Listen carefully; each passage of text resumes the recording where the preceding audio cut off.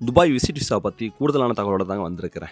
ஆமாம், நீங்கள் ஊர்லேருந்து விசிட் விசாவுக்கு துபாய்க்கு ட்ரை பண்ணுறீங்களா, அல்லது துபாயில் இருந்துக்கிட்டே இருக்கும்போது உங்களுக்கான தகவல் தான் உங்கள் ஃபேமிலி அண்ட் ஃப்ரெண்ட்ஸுக்கு கட்டாயம் ஷேர் பண்ணுங்கள். ரொம்ப யூஸ்ஃபுல்லாக இருக்கும். வாங்க வீடியோக்குள்ளே போகலாம். நான் 2 மாதம் விசிட் விசாவில் தாங்க வந்தேன். ஆனால் விசா முடிஞ்சு தான் மிச்சம். கடைசி வரைக்கும் வேலை கிடைக்கல. அதுக்கு என்னப்பா ஊருக்கா போகிற அப்படின்னு சொன்னால், நான் ஊருக்கு போகலை. விசா முடிஞ்சினாலே நாட்டை விட்டு வெளியாகணும் அப்படிங்கிறது தான் ப்ரொசீஜர். ஸோ நம்ம ஃப்ளைட் அண்ட் பஸ்ஸுன்னு சொல்லிட்டு 2 ஆப்ஷன் இருக்குது. நம்ம ஃப்ளைட்டை சூஸ் பண்ணிட்டோங்க. நம்ம போட்டது குவைத்துக்கு போட்டோம். 1400 திரகம்ஸ் வருது. ஊர் காசுக்கு 33,600 வருது. ஆமாம், இதுக்கு ஏ டு ஏ அப்படின்னு சொல்லுவாங்க விசா சேஞ்சுக்கு. Airport to airport.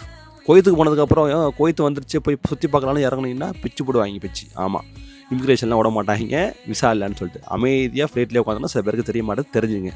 ஆமாம், அதுக்கப்புறம் துபாய்க்கு வரக்கூடிய பேசஞ்சர் அந்த ஃப்ளைட்டுக்கு வர வரைக்கும் நம்ம வெயிட் பண்ணோம். க்ளீன் பண்ணுறவங்களாம் க்ளீன் பண்ணிட்டு அவங்க போனதுக்கப்புறம் மற்ற பேசஞ்சர் ஏறுவாங்க. திரும்ப கொண்டு துபாயில் விட்டுருவாங்க. துபாயில் விட்டதுக்கு அப்புறமே நம்மளுக்கு விசா ப்ராசஸ்ஸு நடந்துகிட்ருக்கும். நம்ம அவுட்ரு ஆனதுக்கப்புறம் இங்கே விசா ப்ராசஸ் பண்ணுவாங்க. யார் பண்ணுவான், யாரை நம்ம அணுகிறோம், ட்ராவல்ஸ்காரங்களா இல்லை ஃபேமிலி அண்ட் ஃப்ரெண்ட்ஸாக யாராவது இருக்கிறாங்களா, அவங்க ட்ரை பண்ணுவாங்க. ட்ரை பண்ணிட்டே இருக்கும்போது சில நேரத்தில் நீங்கள் துபாயை ரிட்டன் இறங்கிடுவீங்க. உங்களுக்கு விசா ரெடி தான், ப்ராசஸ் தான் ஆகிட்ருக்கும். டிலே ஆகிறதுக்கு சான்சஸ் அப்செட் ஆக தேவையில்ல. எனக்கு அப்படி தான் நடந்துச்சு. ரொம்ப நேரம் ஏர்போர்ட்டில் உட்காராமல் இருக்கும். அதுக்கப்புறம் புது விசா வந்ததுக்கப்புறம் காமிச்சிட்டு இமிக்ரேஷனில் ஸ்டாம்பிங் அடித்து திரும்ப உள்ளுக்கு வர வேண்டி தான். இது தாங்க ஃப்ளைட்டில் போகிறோட ஆப்ஷன். பஸ்ஸில் போகிற மாரி ஒரு ஆப்ஷன் இருக்குது. ஒமன் போயிட்டு வரலாங்க. 2 hours தான் ஆகும் போகிறதுக்கு. ஃபுட்டு ஆட் பண்ணியிருக்காங்க. 1100 திரம்ஸ் தான் வரும். 26,400 வருது இந்தியாவோட அமௌண்ட்டு. நம்மளுக்கு தகுந்த மாதிரி ஃப்ளைட் அண்ட் பஸ்ஸு எதில் வேணாலும் நம்ம சூஸ் பண்ணிக்கலாம். அது நம்மளோட விருப்பம் தான் அது.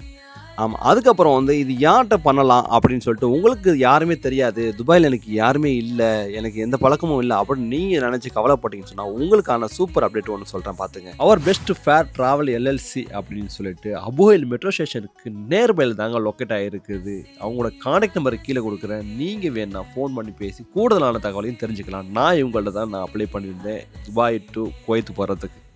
இப்போ நீங்கள் ஊர்லேருந்து வரீங்க அப்படின்னு சொன்னால் உங்களுக்கு 2 மாதம் விசாவில் தான் 500 திரகம்ஸ் தான் வருதுங்க.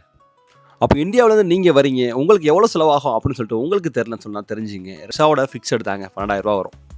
ஆமாம், அது மட்டும் இல்லாமல் நீங்கள் 2 மாதத்துக்கு தங்குறதுக்கு மேக்ஸிமம் 60,000 உங்களுக்கு கையில் இருக்கணும். ஆமாம், இதெல்லாம் இருந்துச்சுன்னா நீங்கள் ட்ரை பண்ணிட்டு வாங்க. இந்த வீடியோ உங்களுக்கு ரொம்ப யூஸ்ஃபுல்லாக இருந்துச்சு சொன்னால் நம்ம ஐடியில் கமெண்ட் பண்ணிட்டு நம்ம ஐடியோ ஃபாலோ பண்ண தொடர்ந்து இணைஞ்சிருங்க. நெக்ஸ்ட் ஒரு சூப்பர் வீடியோவில் பார்க்கலாம். Bye bye.